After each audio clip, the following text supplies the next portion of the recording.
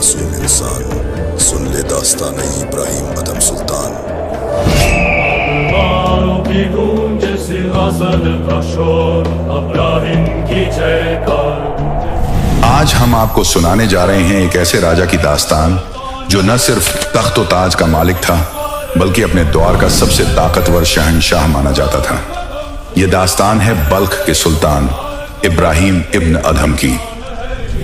इब्राहिम अदहम सुल्तान, जिनके महल दौलत, शान और शौकत और आलीशान नेमतों से भरे हुए थे, लेकिन उनके दिल को चैन नसीब नहीं था। उनकी जिंदगी में एक ऐसा मोड़ आया जिसने उन्हें फानी दुनिया के मोह से अलग कर दिया और उन्हें तसव्वुफ और इबादत की राह पर डाल दिया। तो आइए सुनते हैं इस अजीम सुल्तान की वो दास्तान जिसने तख्त छोड़कर फकीरी को अपनाया और अपनी जिंदगी को अल्लाह की राह में वक्फ कर दिया। ये सिर्फ एक सुल्तान की कहानी नहीं, बल्कि एक इंसान की रूहानी सफर की मिसाल है। एक ऐसी दास्तान जो हमें अपनी जिंदगी के मकसद को समझने का सबक देती है। आइए मिलते हैं इब्राहिम अदहम सुल्तान से और उनकी पाक जिंदगी के एक नए पहलू को जानने की कोशिश करते हैं।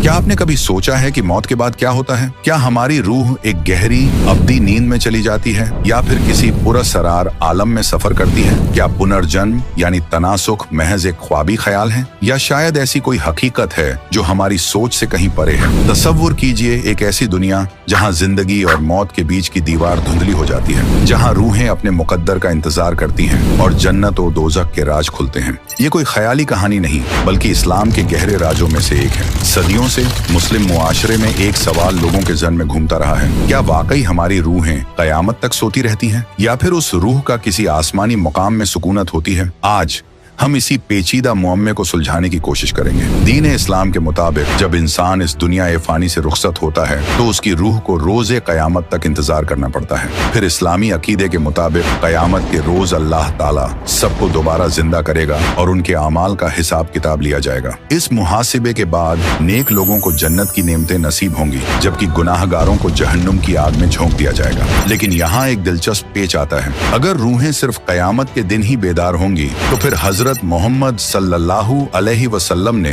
शब-ए मेराज में जन्नत और दोज़ख में हजरत आदम अलैहिस्सलाम और उनकी औलाद को कैसे देखा?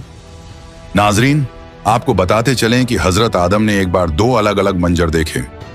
उन्होंने देखा कि उनकी एक औलाद दोज़ख में है, जहां वह अजाब में मुबतला है, जल रही है, तकलीफ में है। ये देखकर हजरत आदम की आंखों से आंसू आ गए। लेकिन फिर उन्होंने अपनी दूसरी औलाद को जन्नत में देखा,